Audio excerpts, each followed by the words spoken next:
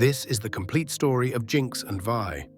But before we can understand the woman who would become known as the loose cannon, before we can grasp the tragedy that transformed a scared little girl named Powder into one of Runeterra's most dangerous criminals, we need to understand where it all began. We need to understand the world that forged these sisters. We need to understand Zaun itself. Imagine a place where the sun never truly reaches, where towering structures built upon structures create a labyrinth of metal and stone that stretches so far down that the lowest levels exist in perpetual twilight. Where the wealthy live high above in gleaming towers that pierce the sky, while below, in the depths, people struggle just to breathe clean air. This is the duality of Piltover and Zaun, two cities that are really one, separated not by distance but by altitude, by wealth, by the cruel mathematics of who deserves to prosper and who deserves to suffer. Piltover, the city of progress, stands as a beacon of innovation and enlightenment. Its Golden Age architecture speaks of dreams realized, of human ingenuity pushed to its absolute limits. The academies there produce the brightest minds in Valoran. The harbors bring in wealth from across the known world. Hextech, the fusion of magic and technology that would change everything, was born in Piltover's research laboratories. To walk the streets of Piltover is to witness humanity at its finest, its most civilized, its most refined. But Piltover's gleaming towers cast long shadows. Zaun exists in those shadows. Literally beneath Piltover, built into the cliffs and valleys that the upper city spans across, Zaun is where Piltover's waste flows, where its failed experiments are discarded, where the people who built the city of progress live and die in the smog-choked darkness. The grey, they call it. The poisonous haze that fills the undercity's streets, a toxic combination of industrial runoff, alchemical refuse, and simple neglect. It seeps into everything, into the buildings, into the water, into the lungs of everyone who breathes it. Zaun's people adapted, as people always do. They built respirators, filtration devices, augmentations that let them survive in conditions that would kill most surface dwellers within hours. Chemtech became their specialty.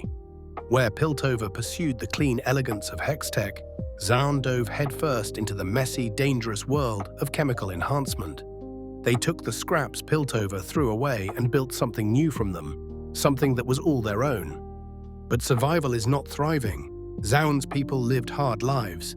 The average life expectancy was decades shorter than in Piltover. Children grew up too fast, forced to learn cunning and ruthlessness just to see their next birthday. Crime wasn't just common, it was necessary. The enforcers, Piltover's police force, only came down into Zaun when they absolutely had to, and when they did, they brought batons and brutality. This was the world that Powder and Vi were born into. A world where you fought for every scrap, where trust was a liability, and where the only people you could truly rely on were family. Even if that family wasn't bound by blood. The sisters weren't always alone. Once they had parents, real parents who loved them, who tried to shield them from the worst of Zaun's brutality. Their mother's name was lost to time, their father's face fading in memories that grew hazier with each passing year. What is known, what is remembered with crystal clarity, was the day everything changed. It was meant to be a revolution. The people of Zaun, tired of being Piltover's forgotten underclass, rose up. They marched across the bridge that connected the two cities, demanding recognition, demanding rights, demanding to be seen as something more than convenient labor and inconvenient poor. It was a moment of unity, of hope, of believing that perhaps things could be different. The enforcers opened fire. The rebellion was crushed before it truly began. Bodies fell on that bridge, blood mixing with the ever-present grey until the air itself seemed to weep crimson tears. Among those bodies were two parents who had dared to dream of a better world for their daughters. Young Vi, barely old enough to understand what death truly meant, held her little sister Powder close as the screaming began. They ran, they survived. But survival came at a price that would never fully be paid. In the aftermath of the failed uprising, two orphaned girls found themselves alone in a city that devoured the weak. Vi was perhaps 7 years old, Powder only 4 or 5. By all rights, they should have died in the first few weeks. Starvation, disease, violence. Zaun offered 1,000 ways for unwanted children to disappear. They were saved by a man named Vander. Vander was a giant, both in physical stature and in the mythic weight he carried in Zaun's collective memory. He had been there on the bridge. He had led the uprising, and when it failed, when he saw what his idealism had cost, when he held the dying in his arms and breathed in the smoke of burning dreams, something inside him changed. The revolutionary became the peacekeeper. The man who had fought enforcers now worked to keep Zaun's people from giving them a reason to return. He ran a bar called The Last Drop, a place that served as a neutral ground in Zaun's territorial conflicts, a place where disputes were settled with words instead of knives. More than that, he became a father figure to the lost children of Zaun. Vi and Powder were not his only wards. Milo, a few years older than Vi, sharp-tongued and defensive, masked his insecurity with constant criticism. Clagor, gentle despite his size, strong enough to bend steel but too kind to truly hurt anyone. They became a family. Not a perfect one, not a traditional one, but a family nonetheless. And in that family, roles were assigned and reinforced through every interaction, every shared meal, every close call on the streets of Zaun. Vi was the protector. Even as a child, she possessed a fierce determination that bordered on recklessness. She threw herself into fights she couldn't win, took punches meant for others, and refused to stay down no matter how hard she was hit. Vander saw something of himself in her, that same fire that had led him to the bridge. He tried to temper it, to teach her that knowing when to walk away was sometimes the strongest choice you could make. But Vi's nature was to confront, to challenge, to never back down. She painted her face pink for their jobs. It became her signature, her mask, her armor. When Vi's face was painted, she wasn't just a street kid from Zaun. She was someone to be reckoned with. She wrapped her hands in rags and threw punches that echoed through alleyways. Even the older kids learned to give her a wide berth. But for all her ferocity, Vi had a soft side that she showed to almost no one. That side came out with Powder. With her little sister, Vi was patient, encouraging, gentle. She saw the potential in Powder that others dismissed. When Milo called Powder a jinx, said she ruined every job they pulled, Vi defended her. When Powder's inventions failed spectacularly, Vi helped her clean up the mess. When Powder had nightmares about their parents, about the bridge, Vi held her and promised that she would always keep her safe. That promise would come to haunt them both. Powder was different from the others. Where Vi had strength and Milo had wit and Clagor had reliability, Powder had brilliance. She could look at a pile of scrap and see the components of a dozen devices. She understood mechanics intuitively, seeing how gears and springs and chemical reactions could combine to create effects far beyond what their individual parts suggested. Her room in The Last Drop was a workshop of chaos, filled with failed prototypes and ambitious designs scratched onto every available surface. But brilliance without results is just potential, and Powder's inventions had a habit of not working at the moment they were needed most. The smoke bombs that fizzled instead of detonating. The flash charges that exploded too early or not at all. The mechanical monkey that she had spent weeks building, imbued with explosive potential that sat inert when thrown. Milo never let her forget her failures. Every botched job, every close call, every time they had to run because Powder's device didn't work, he threw it in her face. "You're a jinx, Powder. You jinx every job we pull." The name stuck. Not as her actual name, not yet, but as a label. A brand, a prophecy waiting to be fulfilled. Powder felt every failure like a physical wound. She wasn't strong like Vi. She wasn't clever with words like Milo. She wasn't dependable like Clagor. What she had was her mind, her inventions, her ability to contribute through creation rather than confrontation. And when those creations failed, what did she have left? Who was she if she couldn't even be useful to the people she loved? We tried to reassure her, told her that she was just as important as any of them, that her inventions would work eventually, that she believed in her little sister. But belief isn't the same as proof, and Powder needed proof. She needed to show everyone, needed to show herself, that she wasn't a jinx, that she was capable, that she mattered. The universe would give her a chance to prove that, a chance that would destroy everything. The job seemed simple enough at first. A wealthy Piltover apartment belonging to a man named Jace Tallis. Milo had gotten a tip that the place was loaded with valuables, barely guarded, ripe for the taking. Vi was hesitant. They had stayed away from topside jobs lately, following Vanda's orders, keeping their heads down, not giving the enforcers a reason to come looking. But Milo was persistent, and Clagger backed him up, and eventually Vi agreed. They would hit it fast, grab what they could, and be gone before anyone noticed. Powder begged to come along. She wanted to help. She wanted to prove she could do it. Vi said yes. It was a decision that would alter the course of both their lives. The apartment was in a beautiful building, all Art Nouveau architecture and stained glass windows that caught the afternoon light and threw rainbows across polished floors. Compared to the grime of Zaun, it was like stepping into a dream. Powder's eyes went wide, taking it all in. This was what existed above them. This was what Piltover hoarded while Zaun choked on fumes. They moved quickly. Milo picked locks. Clagger provided muscle. Vi kept watch. They grabbed silver, jewelry, a few small artifacts that looked valuable. It should have been perfect. In and out without a hitch. Then Powder found the crystals. They were beautiful, radiant blue hexagonal crystals that seemed to contain light within them, pulsing with an inner energy that was almost hypnotic. Powder had never seen anything like them. She didn't know what they were, didn't understand that she was holding the first stable Hextech crystals, the culmination of years of research, the key to a revolution in magical technology. She just knew they were amazing, and that if she could study them, maybe she could incorporate their principles into her own inventions. She took them, slipped them into her satchel, a handful of crystals that weighed almost nothing, but carried the weight of destiny. They were almost out when things went wrong. Jace himself returned, along with an enforcer, not just any enforcer, but Caitlin Kiraman, daughter of one of Piltover's most powerful families. They spotted the intruders. An alarm sounded. Suddenly, what had been a clean heist became a chase. Footsteps pounding on marble floors, Vi yelling for everyone to move, move, move. They made it across the rooftops, leaping gaps that would have killed them if they had slipped. They made it back to Zaun, vanishing into the warrens and alleys they knew better than anyone from above could follow. They made it home, but they didn't make it home clean.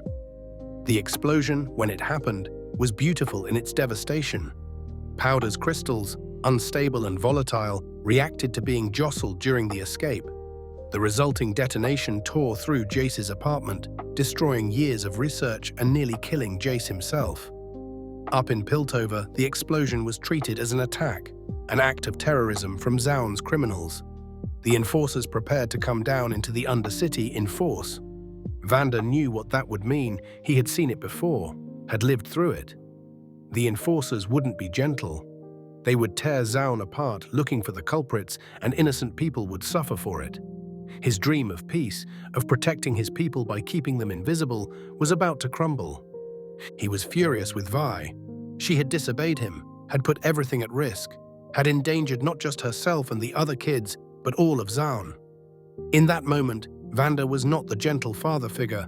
He was the disappointed guardian, the leader who saw his careful work being destroyed by the recklessness of youth. We took it all, accepted the blame, shouldered the responsibility. That was who she was. That was what she did. And when Vanda asked who else was involved, Vi covered for Powder. Said it was just her. Her idea, her job, her fault. Powder watched this exchange from the shadows, her crystals still clutched in her bag, her heart hammering in her chest. Vi was protecting her again, taking the fall for her. But this time, it didn't feel like protection. It felt like confirmation. She had jinxed another job. This was her fault, and Vi knew it and was lying to save her. The guilt was crushing. What happened next moved with the inexorable momentum of tragedy. When all the right people make all the wrong choices at all the wrong times, disaster becomes inevitable. You can look back and see the moments where things could have gone differently. The junctions where a different word, a different action might have steered events towards some better outcome. But in the moment, Caught in the current of circumstances, no one sees the waterfall until they're already going over. Vander tried to fix things. He went to the enforcers himself, offering to turn himself in if they would leave Zaun alone. He had history with Grayson, the sheriff, a complicated relationship built on mutual respect, despite being on opposite sides of the law. Grayson was one of the few enforcers who understood Zaun, who didn't see its people as animals to be put down. She might have accepted Vander's deal, but she wasn't calling the shots anymore. Marcus, her second-in-command, was ambitious and corrupt in equal measure. He had been taking bribes from Silco, a crime lord who had once been Vander's partner in the revolution, but who now dealt in Shimmer, a chemical enhancement drug that was flooding Zaun's streets. Silco wanted Vander dead, wanted him out of the way so he could take control of the Undercity without opposition. Marcus provided the opportunity. Grayson and several enforcers were killed in an ambush. Marcus made it look like Zaun's criminals had attacked them. Vander was taken by Silco's thugs, dragged to a warehouse on the river. The fragile peace that Vander had maintained shattered in a single night of violence. We learned what had happened, learned that Vander had been taken, learned that it was probably a trap, that Silco wanted to lure them out. She didn't care. Vander was family. You didn't abandon family. She would go get him, and she would make Silco pay for this. Powder wanted to come, wanted to help, wanted to prove she wasn't a Jinx. But Vi said no. It was too dangerous. She needed Powder to stay behind, to stay safe, because if something happened to Powder, if Vi lost her little sister, she wouldn't survive that. Better to risk her own life than Powder's. "You're not ready," Vi said, the words meant as protection, but landing like rejection. Powder watched Vi leave with Milo and Clagger, watched her family walk into danger without her, stood in the empty workshop at the last drop, surrounded by her failed inventions, her broken toys, her proof that she couldn't do anything right.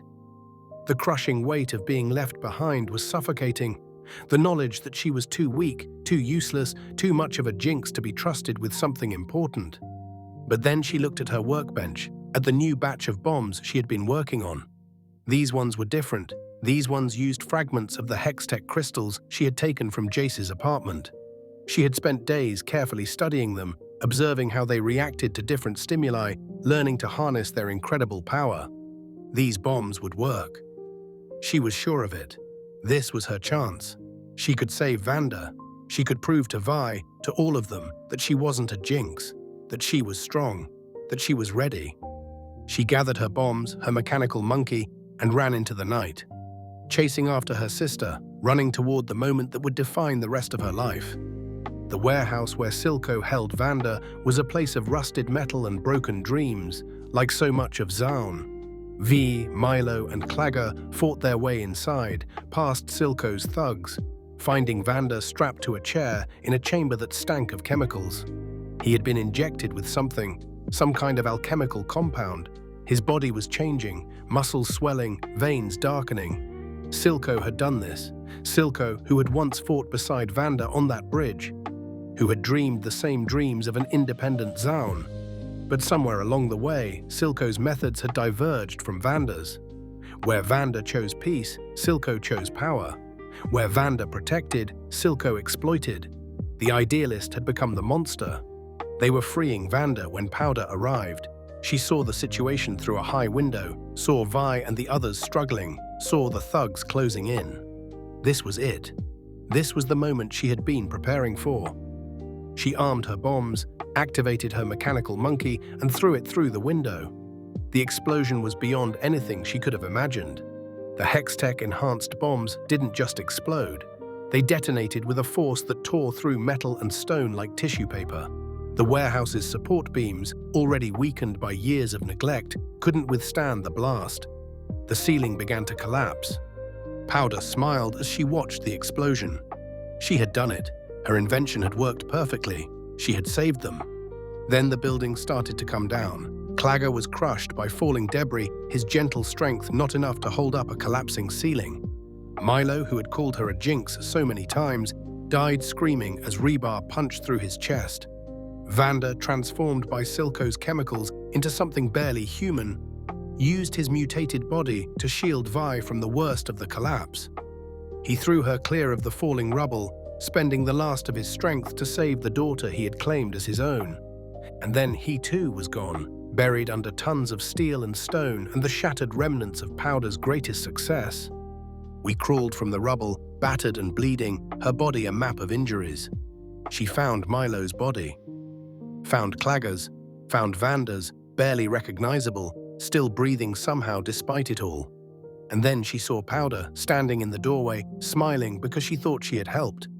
Because she didn't yet understand what she had done. Powder? The realization hit Powder like a physical blow when she saw Vi's expression. Not relief, not gratitude.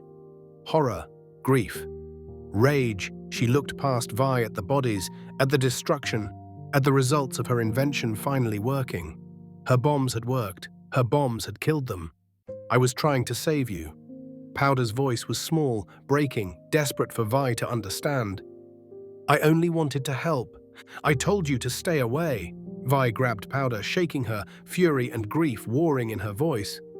I told you to stay away. Why didn't you listen to me? And then the words that would echo through Powder's mind for years. You're a jinx, Powder.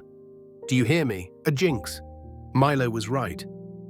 We struck her. Just once, a slap driven by grief and exhaustion and the overwhelming weight of having lost everything. Then she walked away, stumbling into the ruins, leaving Powder alone with the bodies and the knowledge of what she had done. Powder collapsed, sobbing, the dam of her emotions finally breaking. She had wanted to help. She had wanted to prove she wasn't a jinx, and instead she had killed the only family she had driven away the only person who had ever truly believed in her. The word echoed in her mind, louder and louder, drowning out everything else. Jinx, jinx, jinx. A figure emerged from the shadows. Silco, having survived the explosion through luck and ruthlessness, found Powder crying over the bodies of his enemies and the ruins of his plan. He should have killed her, should have eliminated this loose end, this child who had accidentally destroyed his carefully laid trap.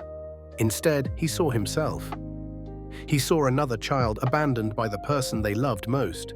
He had been there, years ago, when Vanda had betrayed him, had tried to drown him in the river to end their partnership before it brought down enforcers on their heads. Silco had survived that drowning, but it had changed him, twisted him, left him with a scarred eye and a poisoned heart. He knelt beside Powder and spoke words that would reshape her identity. It's okay. We'll show them. We'll show them all. And in that moment, Powder died. Not literally. She would continue breathing, continue moving through the world, continue existing. But the girl who wanted nothing more than to make her sister proud, the girl who built toys and dreamed of being useful, the girl who called herself Powder, that girl was gone. In her place, something new began to take shape, something broken and brilliant and dangerous, something that would embrace the name that had been used to hurt her, that would take the label meant as an insult and wear it as identity, something that would remake the world in the image of her pain. Jinx was born from the ashes of Powder's hope. Time is a strange thing after trauma. For those who survive catastrophic events, there's often a sense that their life is divided into before and after.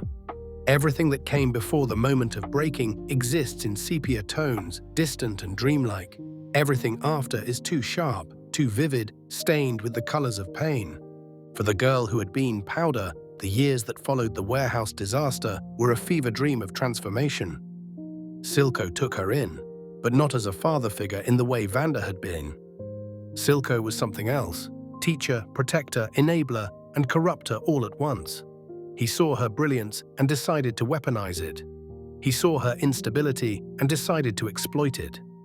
He loved her in his own twisted way, but it was a love that demanded she become who he needed her to be. He changed her name first, not officially, not with any ceremony, but through constant reinforcement.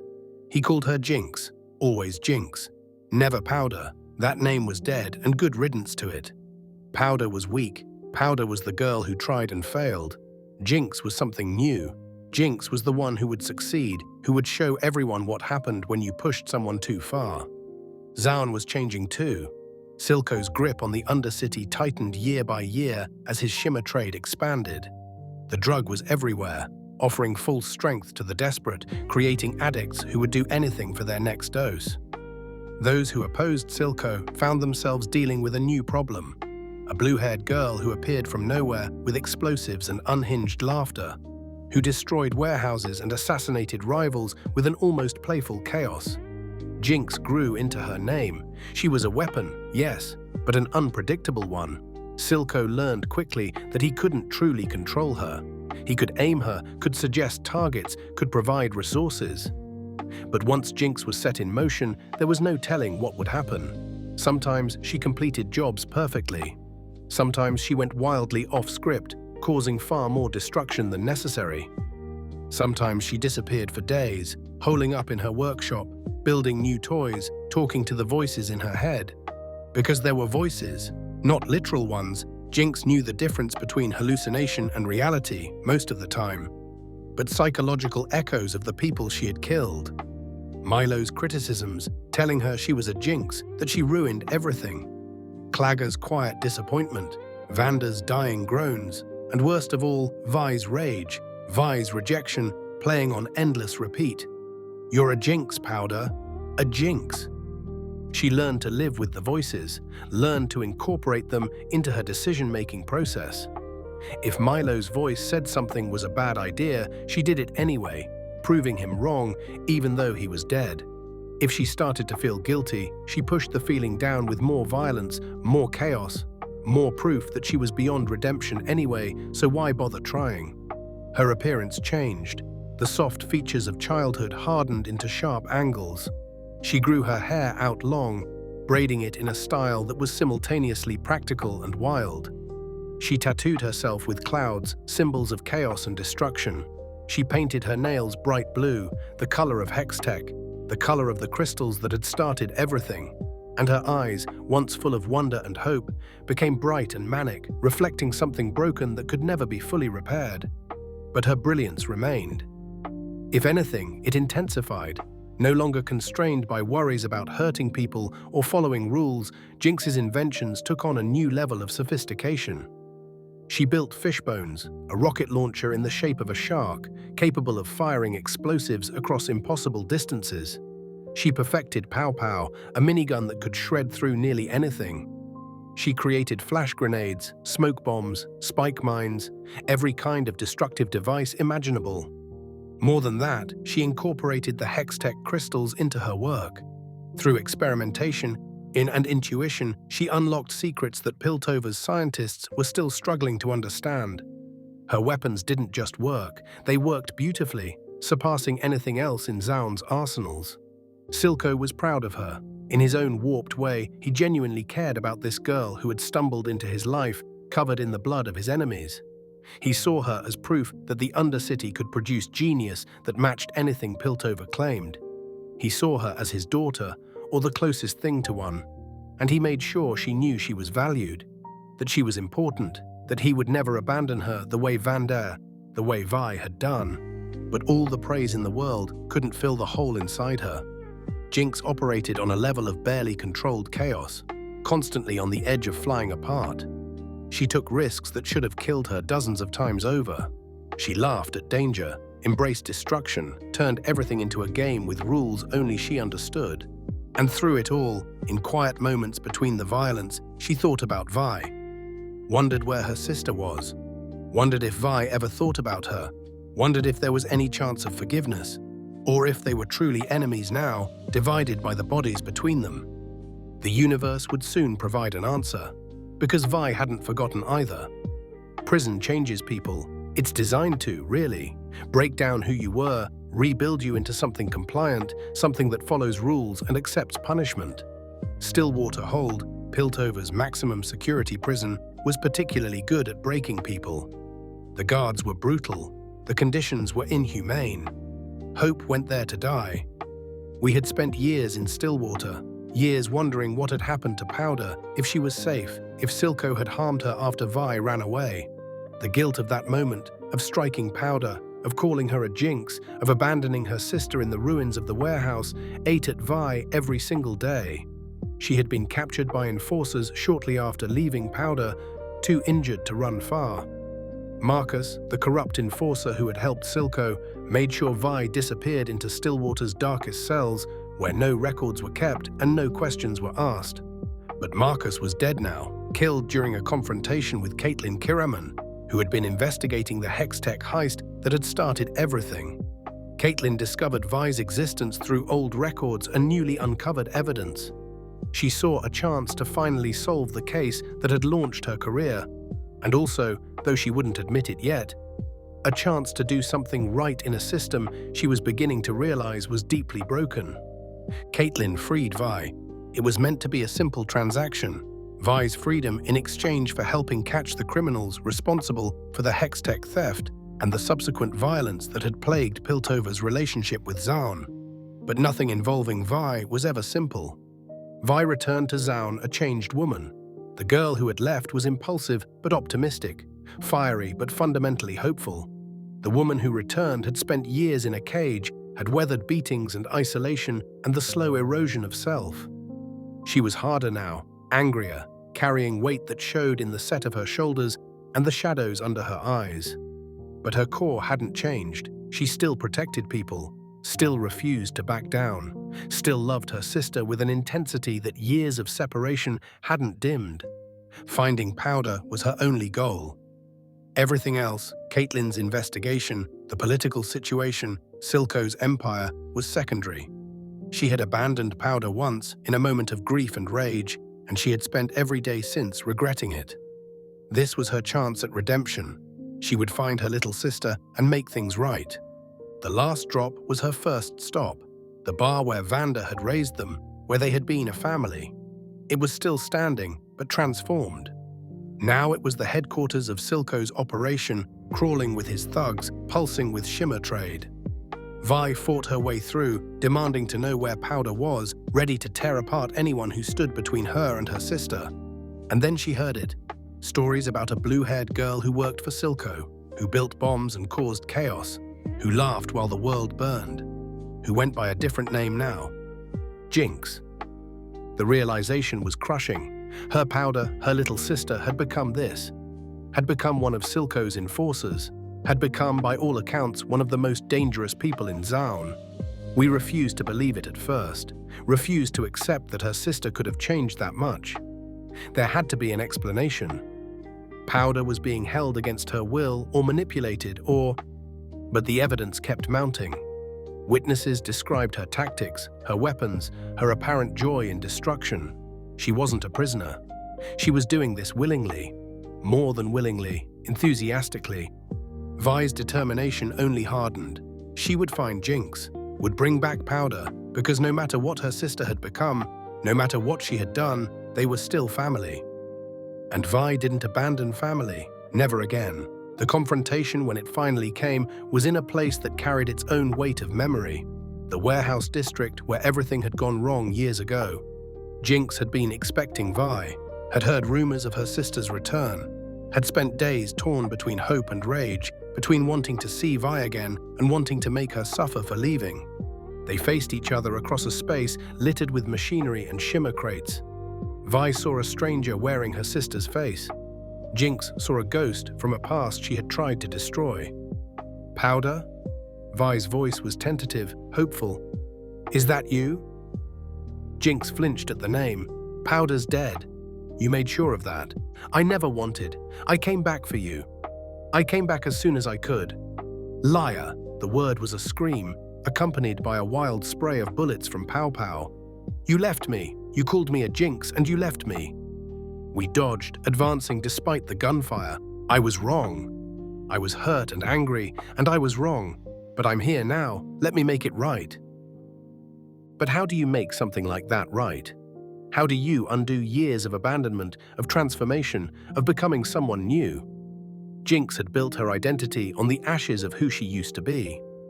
Admitting that Powder might still exist inside her, that the scared little girl wasn't fully gone, that was terrifying.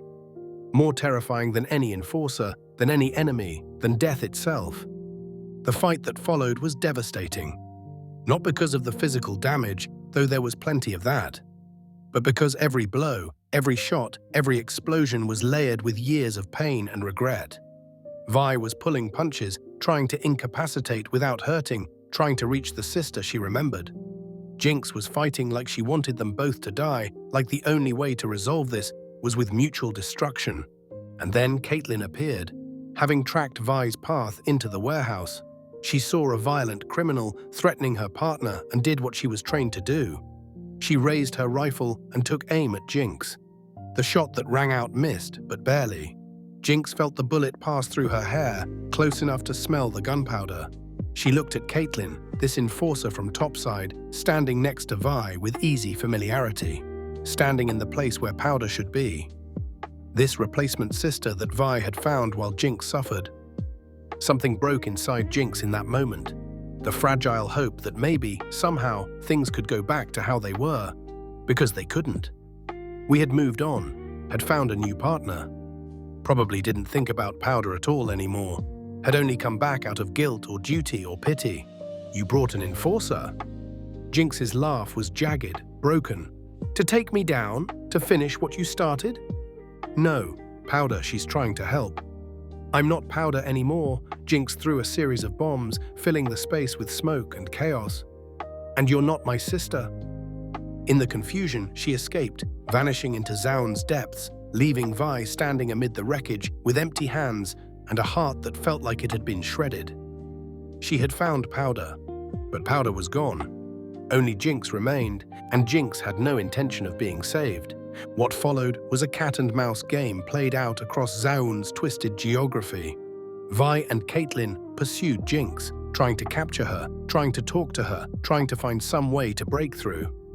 Jinx stayed one step ahead, leaving destruction in her wake, each encounter more violent than the last. But something was changing in Jinx. Seeing Vi again had cracked open doors in her mind that she had spent years sealing shut.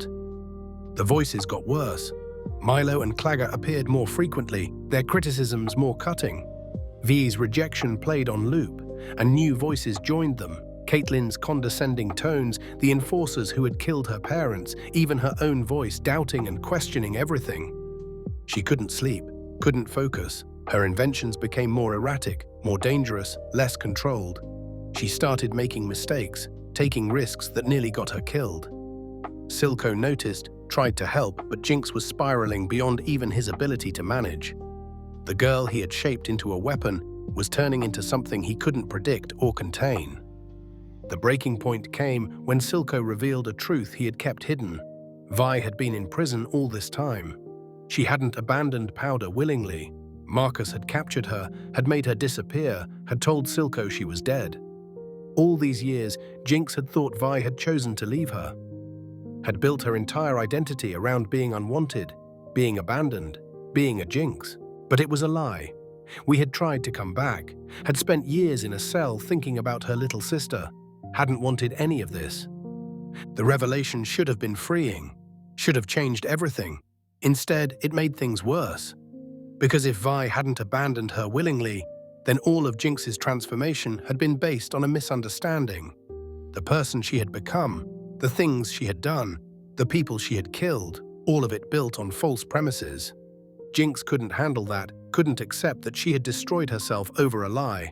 So she doubled down, decided that it didn't matter. Vi still thought of her as Powder, wanted her to go back to being that weak, useless girl. We still had an enforcer as a partner, we still couldn't accept who Jinx had become. The voices agreed. They always agreed when Jinx was at her worst.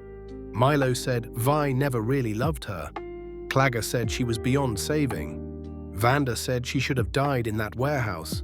And Vi, the Vi in her head, said she was a Jinx, would always be a Jinx, could never be anything else. Jinx built something special for the voices. A massive rocket loaded with enough Hextech explosives to level a building. She painted a monkey face on it, echoing the toy that had killed her family. She aimed it at the tower where Piltover's council met, where the people who had crushed Zaun's rebellion sat in comfortable chambers and decided the fates of the people below. But before she could fire it, Silco intervened. In a rare moment of vulnerability, he tried to explain his own trauma, his own abandonment by Vanda, his own journey from idealist to crime lord. He told Jinx that she had to let Powder die completely, had to choose to be Jinx, Not because she had no other choice, but because it was who she truly was. "You're perfect," he said, his scared face earnest, his love for her genuine in its twisted way. "Don't change." It was meant as reassurance. It came out as permission. Permission to be the worst version of herself. Permission to embrace the chaos. Permission to stop fighting against what she had become. Vi burst in then, having finally tracked them down, with Caitlyn close behind. The confrontation that followed was inevitable, a convergence of all the broken pieces trying futilely to fit back together. Jinx captured them, tied them to chairs in her workshop, surrounded by her creations and the literal voices of her past. Mannequins dressed as Milo and Clagor, positioned to judge her.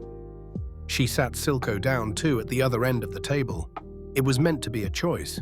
Vi or Silco, Powder or Jinx. Pick a side, resolve this once and for all. But there was no clean resolution to be had. Vi begged her to come home, to remember who she used to be Powder again. Silco told her to embrace being Jinx, to stop trying to be something she wasn't. The voices screamed contradictions. Her head felt like it was splitting apart. And then Caitlyn broke free, went for her weapon, threatened Silco.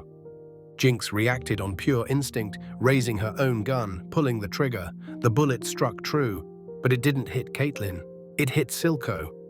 The man who had taken her in, who had raised her, who had told her she was perfect, collapsed with a bullet through his chest.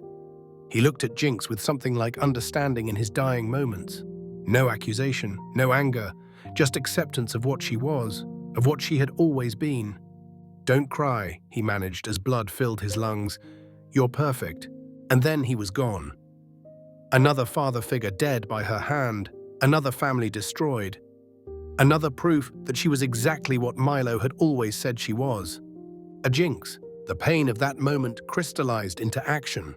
Jinx activated her rocket launcher, the massive weapon swinging into position. Vi tried to stop her, screaming her name, Powder, Jinx. It didn't matter anymore, but she was still tied to the chair, helpless to prevent what came next. Jinx fired. The rocket streaked across Zaun and into Piltover, trailing colored smoke like a festival streamer. It struck the council tower during a vote on Zaun's independence. During a moment when, ironically, the council was actually considering giving Zaun what Silco had always wanted. The explosion tore through the chamber, killing councillors and guards, shattering centuries-old architecture, announcing in fire and thunder that Zaun would not be ignored any longer. Jinx watched it explode and felt nothing. No satisfaction, no regret, just emptiness where emotions should be. She had made her choice. She was Jinx now, fully and completely. Powder was dead, and this time Vi had been there to watch it happen. She looked at her sister one last time. Vi's face was a mask of horror and grief, and something that might have been surrender. The acknowledgement that she had failed, that her little sister was truly gone, that all the love and hope and determination in the world couldn't undo what had been done. Jinx disappeared into the chaos that followed, into the smoke and panic and dawn of a new conflict. Because that's what she had unleashed. Not just one attack, but war. Piltover would retaliate, Zaun would fight back, and Jinx would be at the center of it all, the catalyst, the mad bomber, the loose cannon. The girl who wanted nothing more than to help had become the agent of destruction she had always feared she was. The war that followed Jinx's attack on the council was brief but brutal. Piltover's enforcers swept into Zaun in force, no longer concerned with maintaining any pretense of peacekeeping. They were there for revenge, for retribution, for blood. Zaun's people fought back with chemtech and desperation, turning their home into a war zone. Vi was caught in the middle, trying to minimize casualties on both sides, trying to find some path that didn't end in rivers of blood. But she was also hunting Jinx, driven by a complicated mix of duty and love and the need to finally, somehow, end this cycle of violence. Caitlyn worked alongside her, having been promoted to sheriff after the previous administration was decimated in Jinx's attack. She tried to institute reforms, to protect civilians, to be better than the enforcers who had come before. But the pressure from above was immense. The ruling families of Piltover wanted blood, wanted Jinx's head on a pike, wanted Zaun crushed so thoroughly that they would never dare strike at Piltover again. And Jinx? Jinx was everywhere and nowhere. She appeared in the thick of battles to throw off attacks with perfectly placed explosives.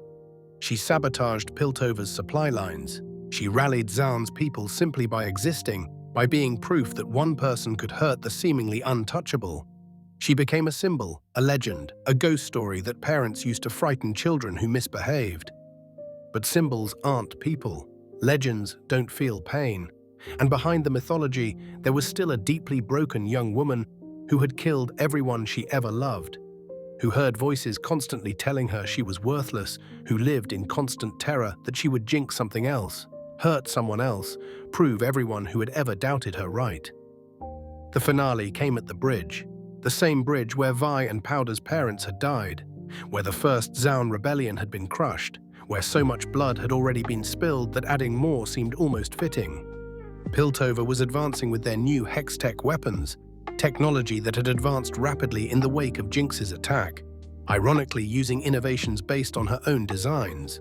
Zaun was making their final stand, knowing they couldn't win, but refusing to surrender, because surrender meant going back to the way things were, to being forgotten and oppressed and voiceless. Jinx was there, of course. Where else would she be?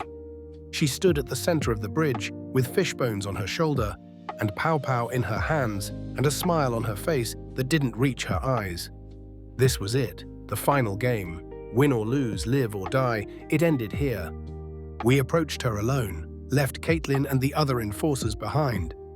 This was between sisters. It had always been between sisters. Everything else was just background noise. They faced each other for the last time, the girl who protected and the girl who destroyed, separated by 20 feet and a lifetime of mistakes. It doesn't have to end like this, Vi said. We can still... Still what? Jinx interrupted. Go back. Pretend none of this happened?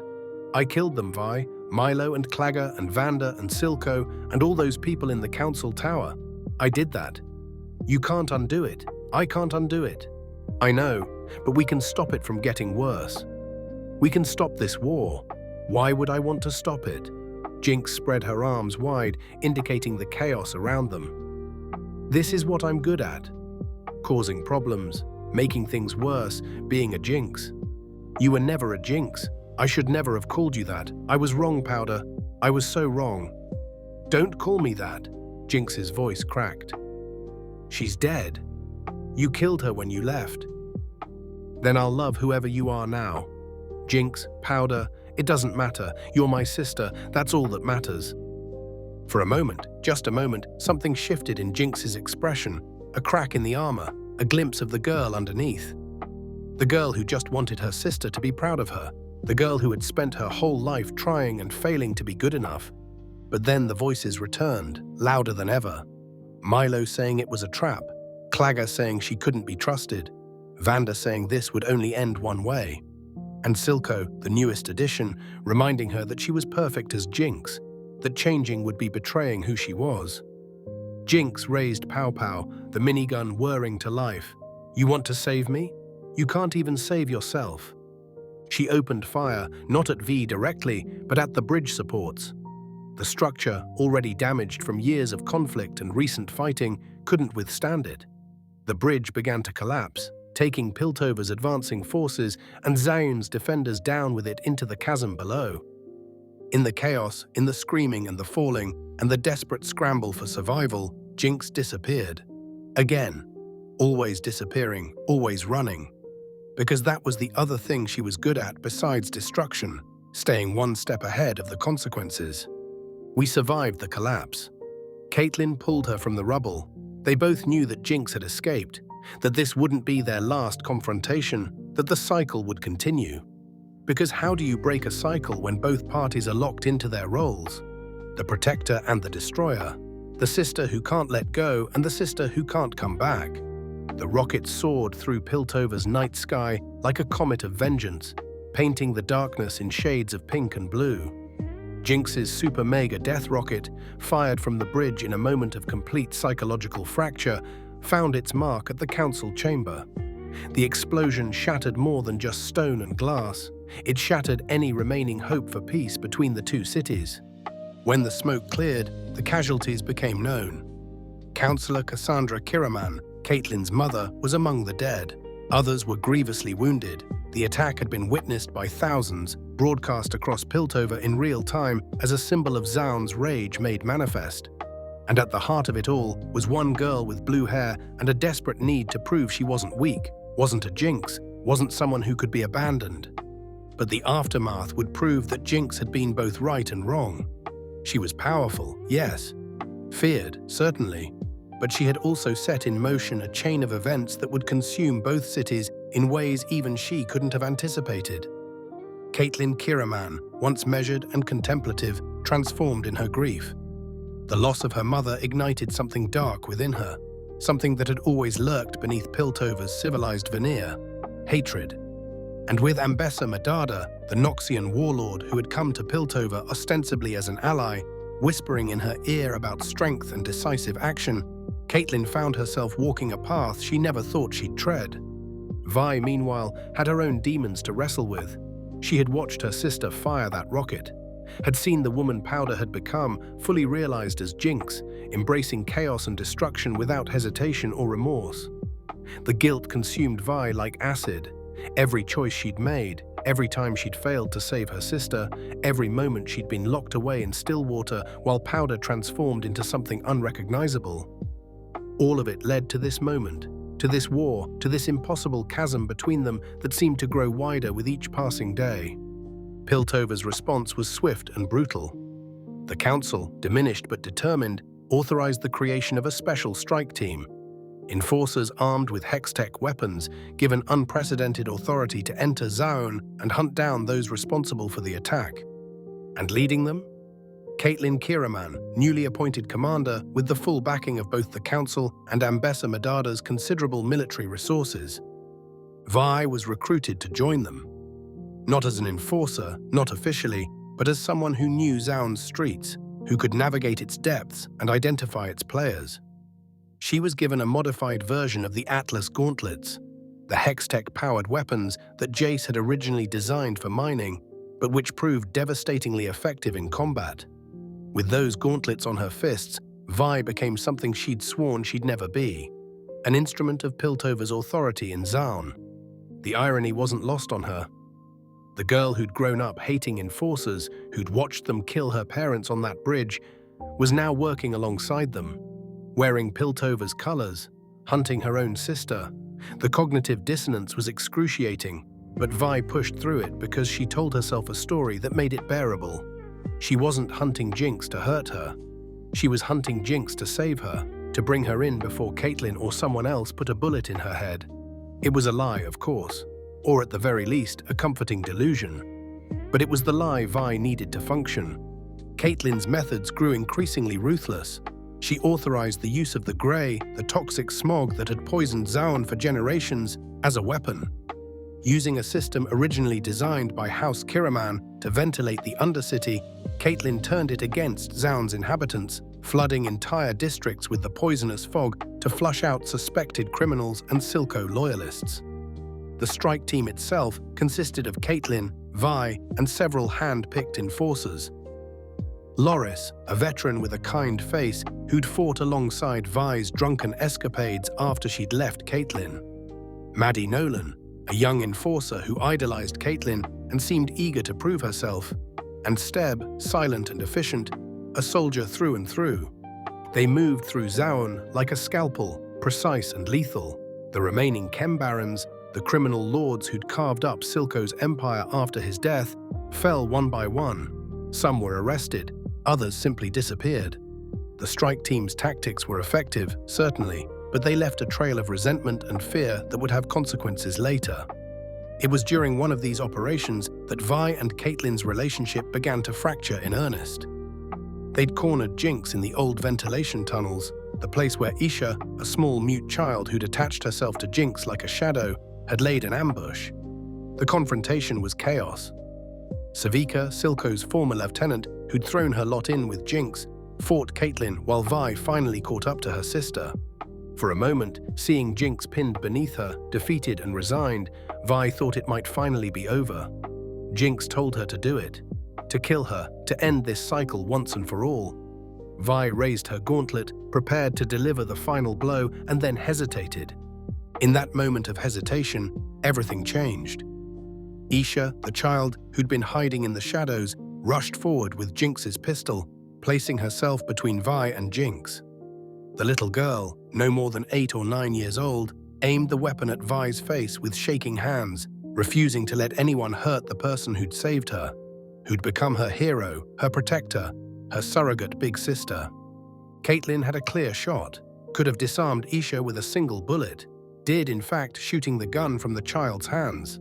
But then Caitlyn's finger moved to the trigger again, aimed at Jinx, and Vi stepped between them.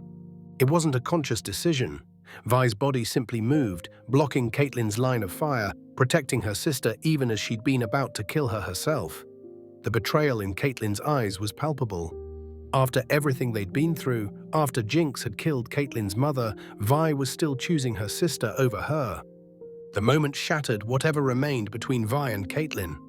The strike team retreated, but Caitlyn's words echoed in Vi's mind long after. "I thought you were different. I thought you could see past your own blood." Caitlyn left Vi there in those tunnels, alone, as Jinx and Isha escaped into the darkness. And Vi, for perhaps the first time since her release from prison, had to confront an uncomfortable truth. She didn't know how to be anything other than Powder's protector, didn't know who she was if she wasn't trying to save her sister.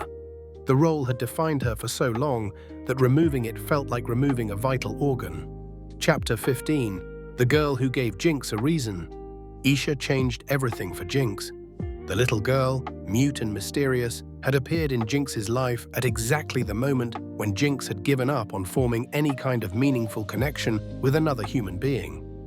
Isha had been running from criminals, thugs who worked for one of the Chem Barons, when she'd literally fallen onto Jinx in the Undercity's depths. Jinx had saved her without thinking, shooting the pursuers with casual efficiency, and then tried to walk away. But Isha followed, and kept following. And eventually, Jinx let her stay. For the first time since Silco's death, Jinx felt something other than despair and rage. Isha looked at her with admiration instead of fear, saw her as a hero instead of a monster. The child painted her hair blue to match Jinx's, wore goggles like hers, tried to mimic her mannerisms and movements. Isha gave Jinx something she'd thought she'd lost forever. The opportunity to be someone's protector instead of someone's burden. Their relationship mirrored in many ways the one Jinx had once had with Vi. Jinx showed Isha how to build things, how to survive in Zaun's brutal environment, how to find joy in small moments of chaos. They painted their nails together, they played games. They built bombs, though Jinx was careful to keep Isha away from anything too dangerous. For a few brief weeks, Jinx was almost happy. Not Powder happy, not the innocent joy of childhood, but something close. A fragile piece built on the foundation of protecting this one small life that depended on her. Savika noticed the change. "She's good for you," she told Jinx one day, watching as Isha tinkered with a mechanical arm Jinx was building for Savika to replace the one she'd lost. "Gives you something to care about besides your own pain."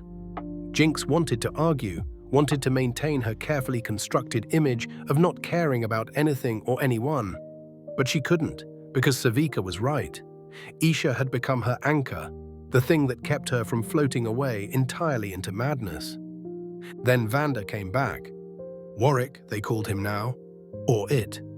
The creature that had once been Vanda, Jinx and Vi's adoptive father, transformed by Sinjid's experiments into something between man and beast.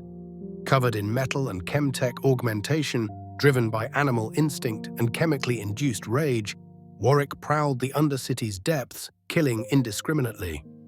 When Jinx first encountered him, she didn't recognize what she was seeing. Just another of Zaun's many monsters, another abomination created by those who treated people as experimental subjects. But then she saw the knife. Vanda's knife, the one he'd always carried, still strapped to the creature's belt.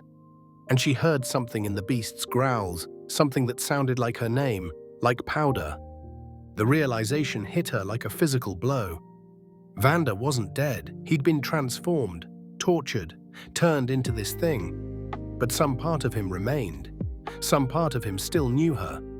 We felt the same shock when she encountered Warwick shortly after. The three of them, Vi, Jinx, and Warwick/Vander, found themselves in an abandoned mining complex, and for a moment, the beast seemed to recognize them both, seemed to remember, through the haze of chemical conditioning and animal instinct, that these were his children, that he'd once protected them, loved them, tried to give them a better life. The moment was brief but transformative, because if Vander was alive, if some part of him could still be reached, then maybe there was hope. Maybe the past could be reclaimed, if not redeemed. Maybe the family could be put back together, broken and scarred as it was. Vi and Jinx, united by this impossible shared goal, agreed to a temporary truce. They would find a way to save Vander, to bring him back from whatever hell Singed had created for him. Isha came with them, of course, because where Jinx went, Isha followed. Their search led them to Victor. Victor had undergone his own transformation. After being shot by a Zaunite extremist in the first season's final moments, after hovering at death's door while Jace desperately tried to save him with Hextech, Victor had emerged changed. The Hex Core, the mysterious arcane artifact he'd been studying, had fused with his body, replacing damaged tissue with something that was neither fully organic nor fully mechanical, something that was, in Victor's own words, perfect. He'd left Piltover and established a commune in Zaun, a sanctuary where the sick and dying came seeking healing, and Victor, using his newfound abilities, gave it to them. He cured diseases that had plagued people for years. He removed pain from those who'd lived with it their entire lives. He even restored mobility to those who'd lost it, as he once had. It seemed like a miracle. And for many in Zaun, people who'd been abandoned by Piltover's medical establishment, people who couldn't afford the treatments that Topside took for granted, Victor was exactly that, a miracle worker, a savior who asked for nothing in return, except that they join his community, his vision of a world without suffering. Vi and Jinx brought Vander/Warwick to Victor's commune, believing that if anyone could reverse Singed's work, it would be him. And Victor, seeing the beast that had once been human, agreed to try. The process seemed to work. Slowly, painstakingly, Victor used his abilities to calm the beast, to peel back the layers of chemical conditioning and mechanical augmentation, to find the man beneath. For the first time since his transformation, Vander seemed to recognize his daughters, seemed to be present, coherent, almost human again. Vi, Jinx, and Isha stayed at the commune, watching over Vander's recovery, experiencing something they'd all thought impossible: peace. Tentative, fragile, but real, the sisters didn't talk about the past, didn't address the years of pain and separation, but they existed in the same space without trying to kill each other, and that felt like progress. Isha was fascinated by the commune, by the people Victor had healed, by the sense of community and shared purpose. She played with other children there, explored the facilities, and for the first time since her introduction, she seemed to relax, to let down her guard. It couldn't last. Peace never does in stories like these. Jace Tallis returned to Piltover a changed man. He'd been missing for weeks, lost in the Hextech anomaly that had formed when he tried to destroy the Hex Core. Time had moved differently for him in that strange space. He'd experienced a possible future, a timeline where Hextech and Victor's vision had consumed everything, had turned all of humanity into mechanical puppets dancing to Victor's tune. The horror of it had broken something in Jace, had shown him that the magic they'd unleashed wasn't salvation, but damnation. When he emerged from the anomaly, haggard and changed, Jace had one mission: destroy Victor before his vision could be realized. Destroy the Hex Core, destroy everything connected to it, even if it meant killing his best friend. At the same time, Ambessa Medada was consolidating her power in Piltover. She'd been playing a long game, manipulating Caitlyn, positioning herself as an invaluable military advisor, all while secretly pursuing her own agenda. Ambessa wanted Hextech weaponry, wanted Victor's technology, wanted anything that could give Noxus, her homeland, a decisive advantage in its eternal territorial conflicts. When she learned of Victor's commune, she saw an opportunity. She convinced Caitlyn that Victor was dangerous, that his healing was actually a form of mind control, that he represented a threat that needed to be neutralized immediately. Caitlyn, still dealing with her grief and the moral compromises she'd been making, agreed to lead an assault on the commune. The attack came without warning. Noxian soldiers and Piltover enforcers descended on Victor's sanctuary, their goal to capture him and his technology. At almost the same moment, Jace arrived with his own mission, to kill Victor before his vision could spread further. The commune erupted into chaos. Victor's followers, people he'd healed and who'd pledged themselves to his vision, tried to defend him. Caitlyn's strike team fought through them, heading for Victor himself. And then Jace, wild-eyed and determined, fired a Hextech blast directly into Victor's chest. The impact was catastrophic. Victor, connected to all the people he'd healed through the Hex Core, fell, and when he fell, so did everyone he'd touched. The people he'd cured felt their diseases return in an instant. Those he'd freed from pain collapsed as agony flooded back into their bodies. And Vanda, who'd been gradually returning to humanity under Victor's care, reverted completely to Warwick. The beast went on a rampage. No longer guided by any human consciousness, Warwick attacked everything in his path. Noxian soldiers, enforcers, Victor's followers. And when Vi tried to calm him, tried to reach whatever remained of the father he'd been, Warwick turned on her as well. Jinx threw herself between Warwick and Vi, protecting her sister even as she'd always wanted her sister to protect her. For a moment, they fought side by side, two sisters against the world, just like they'd been as children. But Warwick was too strong, too fast, too consumed by chemically induced rage. Isha saw Jinx getting hurt, saw the monster that had once been the gentle Vanda attacking the person she loved most in the world. And Isha, who'd been mute and powerless for her entire short life, made a choice. She picked up Jinx's Hextech pistol. She loaded it with multiple Hextech gems, far more than it was designed to handle, overcharging it until it hummed with barely contained energy. And then, before anyone could stop her, before Jinx could even process what was happening, Isha ran directly at Warwick. Jinx screamed, ran after her, reached out, desperate to pull the child back, to stop what she knew was coming.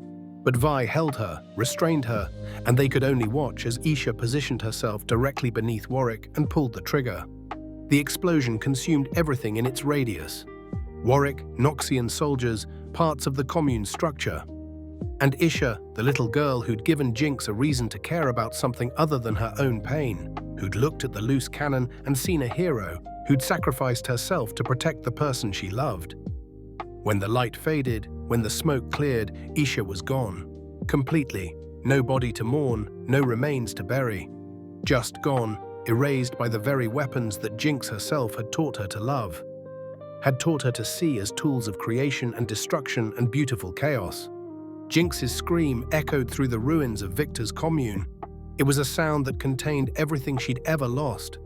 Her parents, Vanda, Milo, Clagger, Silco, and now Isha. Every person she'd ever loved, dead or transformed beyond recognition, and she was always there when it happened. Always the one who survived, always the Jinx. After Isha's death, Jinx retreated into herself in a way she never had before. Even after Silco died, even after Vi had seemingly abandoned her, Jinx had maintained some semblance of function. She'd blown things up, yes, had embraced chaos and destruction, but she'd still been active, still been engaged with the world in her own twisted way. Now, she was simply empty. She cut off her braids, the long blue hair that had defined her appearance for years. The act felt appropriate, symbolic. She wasn't the Jinx who'd worn those braids anymore, wasn't the girl who'd tried to build something, tried to protect someone, tried to be better than what the world told her she was. That Jinx had died in the explosion along with Isha. What remained was something hollow, something that moved through the world without really inhabiting it. She returned to her workshop, to the place where she'd built weapons and dreams in equal measure, and found she couldn't muster the energy to create anything new. The tools sat unused, the plans lay forgotten. Even her bombs, her beautiful bombs that she'd once crafted with such care and attention, seemed pointless now. Savika found her there, days after the commune's destruction. Found her sitting in the dark, staring at nothing. Surrounded by the detritus of a creative mind that had simply stopped functioning. "You can't stay here," Savika said, though her tone was gentler than usual. Piltover's looking for you. Ambessa's forces are hunting survivors from the commune. You need to move." Jinx didn't respond, didn't even seem to hear. "The kid died protecting you," Savika continued. "Isha. She died so you'd live. You gonna let that mean nothing?" "It already means nothing," Jinx whispered, her voice hoarse from disuse. "Everything means nothing. Every person I care about dies. Every time I try to be better, to be something other than a Jinx, the universe laughs and takes them away. My parents, Vanda Milo, Clagor, Silco, Isha, even Vi, especially Six. The universe took her away a long time ago and just keeps dangling her in front of me to remind me what I lost." "So that's it?" Savika demanded. "You're just going to sit here and wait to die? Why not?" Jinx looked up at her, and Savika was struck by how young she looked with the short hair. How much like the scared little girl called Powder that she'd once been. What's the point of anything else? Savika didn't have an answer to that. Because maybe Jinx was right. Maybe the kindest thing the universe could do for someone like her was to let her fade away quietly, to stop dragging her through increasingly painful experiences, to just let her rest. But the universe, as it turned out, had other plans. Because even as Jinx sat in her depression, even as she contemplated various ways to end her own suffering, events were moving around her that would pull her back into the world whether she wanted to be there or not. While Jinx mourned, Piltover and Zaun moved toward open war. Ambessa Medada, seeing an opportunity in the chaos following Victor's death, began consolidating her forces. She'd brought more Noxian soldiers into the city, had been arming them with the Hextech weapons that Piltover had developed, had been preparing for this moment. Caitlin, meanwhile, was beginning to see the truth of what she'd become. The assault on Victor's commune, watching innocent people die when his healing was reversed, seeing Jace kill his best friend in what seemed like a moment of madness. It all added up to a picture she didn't like, a reflection in the mirror that looked increasingly like the tyrants she'd once sworn to oppose. Ambessa's true goal became clear during a council meeting where she proposed declaring martial law, essentially giving her military forces complete control over both Piltover and Zaun. The other councillors, cowed by recent events and the threat of further violence, seemed ready to agree. It was then that Caitlin realized she'd been played, that Ambessa had been manipulating her grief, her rage, her desire for revenge, all to position herself for this exact moment. Ambessa didn't care about justice for Caitlin's mother, didn't care about stopping Jinx or protecting Piltover. She cared about power, about control, about using the chaos between Piltover and Zaun to advance Noxus's interests. "I won't let you turn our home into your battlefield," Caitlin said, her voice cold. Ambessa's smile was predatory. "You think you have a choice? You've already given me everything I need, the authority, the weapons, the precedent for military intervention in civilian affairs. What exactly do you think you can do to stop me now?" The answer came from an unexpected quarter. Mel Medada, Ambessa's daughter, who'd been absent from recent events, returned with news that changed everything. She'd been taken by the Black Rose, a secret society of mages from Noxus, and had undergone her own transformation. The magical abilities that had protected her from Jinx's rocket blast in the council chamber had fully manifested, making her a mage of considerable power. And Mel had no intention of letting her mother turn Piltover into a Noxian puppet state. "You've gone too far," Mel told Ambessa. "Used too many people, caused too much pain, all for what? Territory, resources, pride." "For survival," Ambessa replied. "Something you've never had to worry about, sheltered as you've been in your comfortable council chambers, playing at politics while real forces moved the world." Mother and daughter faced off, and it became clear that Ambessa would not be stopped by words or reason. She'd committed too much, had come too far, had invested too heavily in this plan to walk away now, which meant that if she was going to be stopped, it would have to be by force. In Zaun, something equally significant was happening. The people, seeing Piltover's aggression, seeing Ambessa's forces preparing for invasion, began to unite in a way they never had before.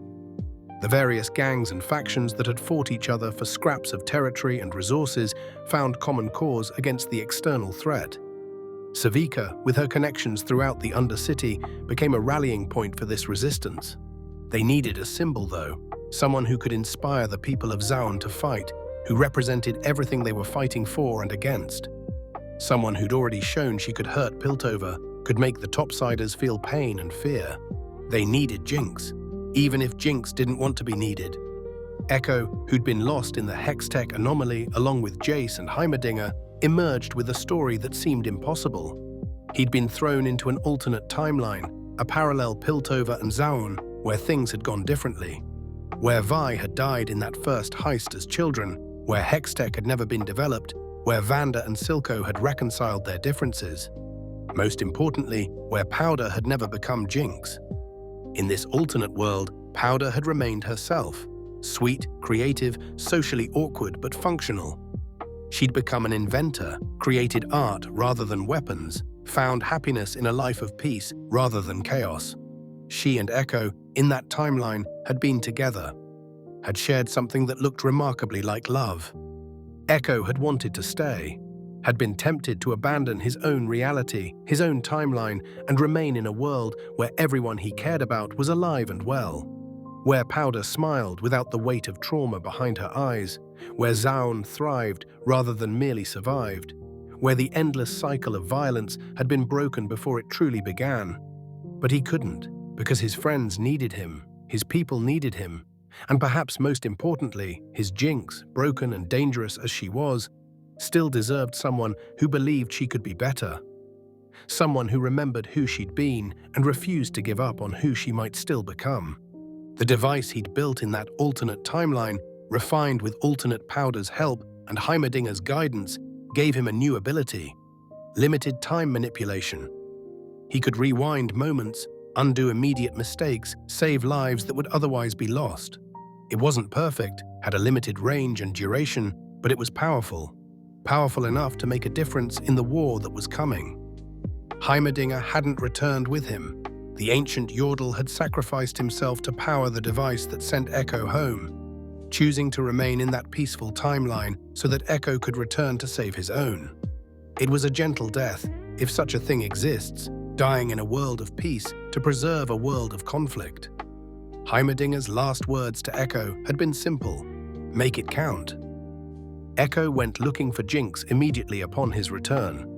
Found her exactly where he expected to, on a rooftop in the lanes, staring at nothing, one leg dangling over the edge. In a way that suggested she was seriously considering stepping off, she'd rigged a bomb to herself, had it set on a timer, was apparently done with the more passive approaches to ending her life. "Hey, Jinx," Echo said, approaching slowly. "Been a while." "Go away, little man," Jinx responded without turning. "Not in the mood for a reunion." "That's fair. I'm not in the mood for watching you die, though, so we're at an impasse. You can't stop me this time. I've timed it perfectly. Even if you knock me out and drag me away, the bomb goes off."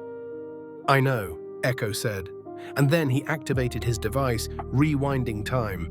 They lived the conversation again, and again, and again. 4 times Echo watched Jinx blow herself up, and 4 times he rewound time to try a different approach, a different angle, a different set of words that might convince her to choose life over oblivion. On the 5th attempt, he got it right. He told her about the alternate timeline, told her about the Powder who'd never become Jinx, who'd found happiness and peace, told her that there was a version of her out there who'd gotten everything she'd ever wanted, which meant that the possibility existed, even here, even now. "That's not me," Jinx said, but her voice lacked conviction. "That Powder had 6. Had Vanda and Silco, had a life that went differently at every single crucial point. I can't become her, the bridge is burned behind me. So build a new bridge," Echo suggested, "forward instead of back. You can't undo the past, but you don't have to let it be the only thing that defines you. Everyone I care about dies, Echo. Everyone I try to protect ends up needing protection from me. That's what I am. That's what I'll always be." "Maybe," Echo admitted, "or maybe you're what you choose to be from here forward. Maybe the fact that you keep trying, keep hoping, keep caring enough to feel this much pain when you lose people, maybe that means something. Maybe that's the opposite of being a Jinx. It wasn't a perfect argument, wasn't the kind of inspirational speech that miraculously fixes someone's depression and trauma. But it was enough to make Jinx pause, to reconsider, to deactivate the bomb and step back from the edge. "Zaun needs you," Echo said. "Not Jinx the terrorist, not the loose cannon, just you, Powder or Jinx or whoever you decide to be. There's a war coming, and we need everyone who can fight, everyone who remembers why we're fighting, everyone who wants to protect the people who can't protect themselves." Jinx looked at him for a long moment, and then slowly she nodded. The final confrontation began at dawn. Ambessa's forces, supplemented by Caitlyn's strike teams and advanced Hextech weaponry, moved to occupy Zaun completely. Their goal was total control, elimination of all resistance, transformation of the Undercity into a military district under Noxian authority. They weren't prepared for what they found. Zaun fought back as a unified force for the first time in its history. The gangs, the chem workers, the merchants, the residents of the lanes, the survivors of Silco's empire, all of them united against the common threat. Savika led them, coordinating defense and offense with tactical precision born of years of surviving in Zaun's brutal environment. And then Jinx appeared. She didn't arrive quietly, didn't sneak in through the shadows. She dropped into the middle of the battlefield, riding one of her modified hoverboards, accompanied by Echo and the Firelights, armed with enough weapons to outfit a small army. Her appearance sparked a cheer from the Zaunite fighters, a roar of approval and recognition. Jinx had become, whether she wanted it or not, the symbol of Zaun's resistance. The girl who'd struck back at Piltover, who'd made them feel her pain, who represented everything Zaun was fighting for and against. Seeing her there, fighting alongside them, gave the people hope. We fought on the other side initially, still with the enforcers, still wearing the Atlas gauntlets. She moved through the battlefield like a force of nature, every punch shattering stone and bone alike. But her heart wasn't in it. She was going through the motions, following orders, but every enforcer she saw reminded her of the ones who'd killed her parents. Every Noxian soldier reminded her that this wasn't Piltover defending itself. This was an invasion, a conquest, an act of aggression against people who'd already suffered more than anyone should have to endure. When Vi and Jinx's paths crossed on that battlefield, they hesitated. Weapons raised, gauntlets powered up, surrounded by chaos and violence and death, they stood facing each other across a space of maybe 10 feet that might as well have been a canyon. "We don't have to do this," Vi said. "Don't we?" Jinx replied. "Seems like we've been building toward it for years. Might as well get it over with. I don't want to fight you." "Yes, you do. Part of you has wanted to fight me since I became Jinx. Since I stopped being the weak little sister you could protect. You want to beat the monster out of me, save Powder from herself, make everything go back to how it was. But it can't, Vi. It never could." They might have fought then, might have tried to settle their years of pain and resentment with violence, as they'd both learned to settle everything. But then Warwick appeared. The beast, having escaped the wreckage of Victor's commune, had followed the scent of blood and violence to the battlefield. What remained of Vander, the man who'd tried to raise them, to protect them, to give them a better life, was completely subsumed beneath the animal instinct and chemical conditioning. Warwick saw Vi and Jinx not as daughters, but as prey. He attacked Vi first, moving with speed that shouldn't have been possible for something that large. Vi's gauntlets let her hold him off, but barely. She was being driven back, overwhelmed, and Jinx had a moment of choice. She could walk away, could let Warwick do what he would, let fate take its course, let the universe settle things without her intervention. It would be easy, would be what everyone expected from her, would be what Jinx would do. But that wasn't who she wanted to be anymore. Jinx jumped into the fight, attacking Warwick with everything she had, her pistol, her bombs, her rage and pain and desperate hope that maybe, somehow, they could still save him, still bring back the man who'd been their father in all the ways that mattered. Vi and Jinx fought side by side against the monster their father had become. It was brutal, chaotic, everything a fight like that should be. They moved together with unconscious synchronization, each covering the other's weaknesses, each creating openings the other could exploit, fighting as they'd once done as children before everything fell apart. They didn't win. Warwick was too strong, too fast, too resilient. He knocked Vi down, prepared to tear her apart, and in that moment, Jinx saw only one option. She body-slammed Warwick, using momentum and surprise to carry them both over the edge of a platform and into the chasm below. Vi lunged for her, caught Jinx's arm, held on with strength enhanced by the Atlas gauntlets. Warwick grabbed Jinx as well, clinging to her leg, and for a moment all three of them dangled over the abyss. "Let go," Jinx told Vi. "No," Vi said, tears streaming down her face. "Not again. I won't lose you again. You never lost me, Vi. I was always here. You just couldn't see me through the ghost of powder." Jinx pulled the Hex-Tech core from Vi's gauntlet, deactivating it. The gauntlet became dead weight, too heavy to maintain grip. Vi's fingers began to slip. "I love you, Vi," Jinx said. "I'm sorry I couldn't be what you needed. You were always what I needed," Vi sobbed. "Always. Please. Tell them I tried to be better at the end. Tell them powder came back, just for a moment." Then Jinx yanked her arm free and fell, taking Warwick with her. As they plummeted, she pulled out one of her monkey bombs and triggered it, embracing Warwick even as the explosion consumed them both in a blast of pink and blue light. Vi screamed, reaching after her sister long after she'd disappeared into the chasm.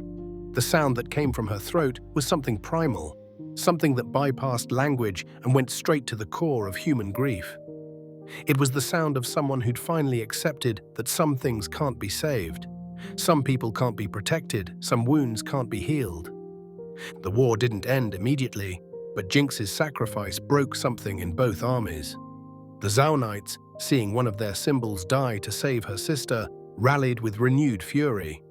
The Piltover enforcers, watching Vi's breakdown, began to question what they were actually fighting for. And when Mel and Caitlyn, working together, managed to defeat Ambessa Medada in single combat. When the Noxian general died in her daughter's arms, whispering something about pride and strength and the cost of both, the invasion collapsed. Jace and Victor disappeared during the final confrontation, vanishing into the Hex-Tech anomaly as they tried to prevent it from consuming both cities. Whether they died or were simply transported elsewhere, whether they found peace or continued their conflict in some other realm, no one could say.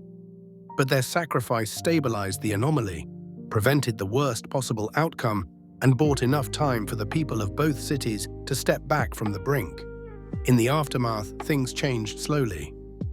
Savika, who'd spent years as Silco's right hand and then as a force in Zaun's underworld, was given a seat on the Piltover Council as a representative of Zaun. It wasn't perfect. Many of the other councillors resented her presence, and Savika made no effort to hide her contempt for them. But it was a start, a recognition that Zaun deserved a voice in decisions that affected them. Vi and Caitlyn eventually reconciled, though their relationship was different now. Scarred by what they'd done, by the choices they'd made, by the people they'd hurt in the name of what they'd thought was justice. Caitlyn bore a scar over her eye from Ambessa's attack, a permanent reminder of how close she'd come to becoming the monster she'd sworn to oppose. We bore different scars, the kind that don't show on the surface but run deep nonetheless. They became partners again, officially. Vi joined the Enforcers, not as someone who hunted her own people, but as someone who tried to bridge the gap between Piltover and Zaun. It was hard work, often thankless, frequently dangerous, but it gave Vi purpose, gave her something to do with the rage and pain that had defined her for so long. But late at night, in moments of quiet, Vi would look out at the divide between the cities and wonder if Jinx had really died in that explosion, or if she'd somehow escaped. Wonder if the glimpse of pink light some people claimed to have seen fleeing the blast was real, or just wishful thinking.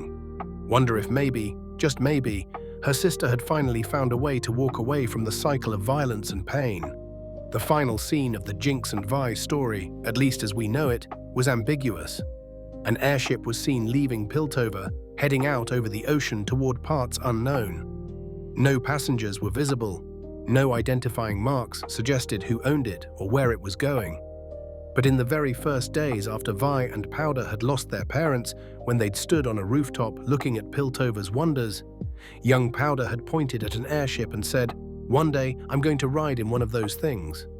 Whether Jinx survived her fall, whether she somehow escaped through the ventilation shafts that Caitlyn discovered in the Hexgate schematics, Whether she decided to leave Piltover and Zaun behind entirely and seek a fresh start elsewhere, these questions remain unanswered. Deliberately, intentionally unanswered, because sometimes the most important stories are the ones we don't get to finish. The ones that continue beyond our viewing, beyond our knowing, beyond our ability to control or predict or understand. The creators of this story have confirmed that more tales from this universe will be told, focusing on other regions, other characters, other conflicts. Whether Jinx appears in any of them, whether we get confirmation of her survival or closure on her death, remains to be seen. Arcane Season 2 took the foundation of tragedy and trauma built in the first season and pushed it to its logical conclusions. It showed us what happens when good people make bad choices, when the systems we build to protect ourselves become instruments of oppression, when the line between hero and villain becomes so blurred that it's essentially meaningless. Jinx's journey in Season 2 was about attempting to break the cycle. She tried, genuinely tried, to be better. She found someone to protect in Isha, found a reason to care about more than her own pain, found a possibility of redemption. And the universe took that away from her in the most brutal way possible, proving what she'd always feared, that she really was a Jinx, that everyone she cared about would die, that there was no escape from the role that had been assigned to her. And yet, in the end, she still chose to save Vi, still chose to sacrifice herself rather than let her sister die. That choice matters. It doesn't erase everything she did as Jinx, doesn't undo the deaths she caused, the pain she inflicted, the terror she created. But it proves that even in the darkest moments, even when someone has fallen so far that redemption seems impossible, they can still choose to be better, can still choose love over hate, sacrifice over survival, connection over isolation. Vi's journey was about learning to let go. She'd spent her entire life trying to save people who didn't always want to be saved, trying to fix problems that were bigger than any individual could solve, carrying responsibilities that were never really hers to carry. Her failure to save Jinx, her inability to prevent the tragedy that had been building since they were children, broke her.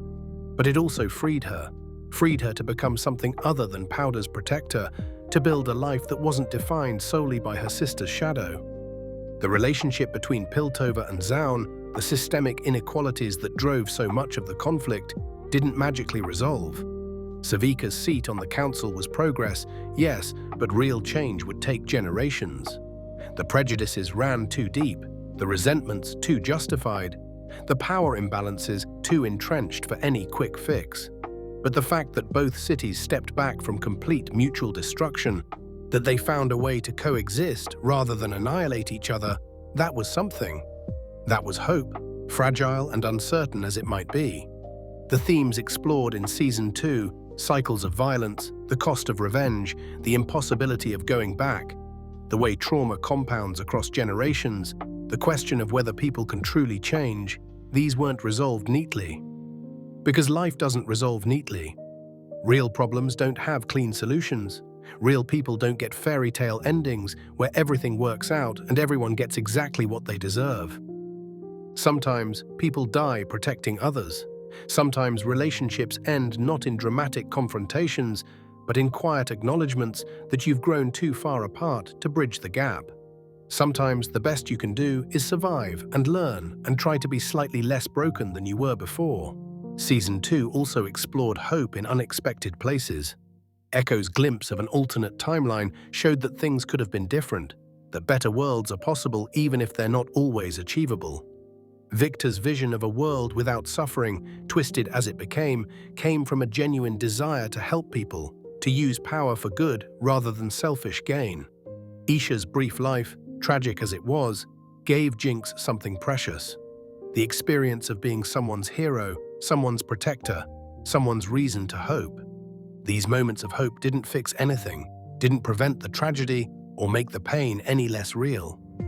But they mattered. They reminded everyone involved that even in the darkest circumstances, even when the world seems determined to crush every good thing beneath its weight, there are still reasons to try, still reasons to care, still reasons to believe that maybe, somehow, things can be better. The ambiguous ending, the possibility that Jinx survived, that she escaped to start over somewhere else, that she finally found a way to walk away from the conflict that had consumed her entire life, that's important too. Because it means the story doesn't end. Not really. It continues in ways we can't see, in places we can't follow, with possibilities we can't predict. Just like real life. Jinx and Vi's story, complete as we have it now, is a tragedy.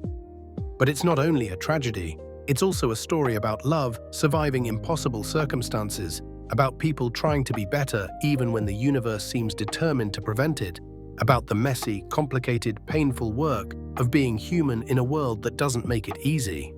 And maybe that's enough. Maybe that's all any story can really do. Show us ourselves, reflected in circumstances extreme enough to reveal truth, connected enough to feel real.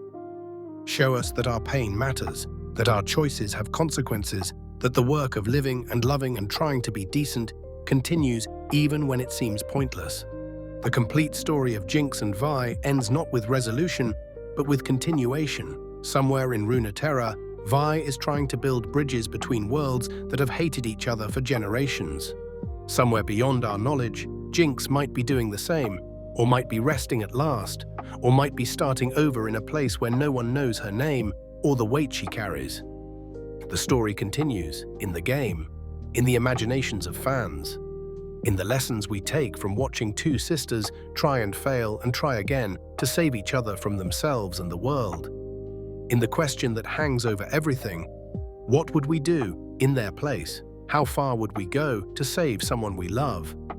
When do we hold on, and when do we let go, and how do we live with the consequences of that choice? These are the questions Arcane Season 2 leaves us with. Not answers, but questions. Not closure, but continuation. Not an ending, but a transformation into something we can carry forward.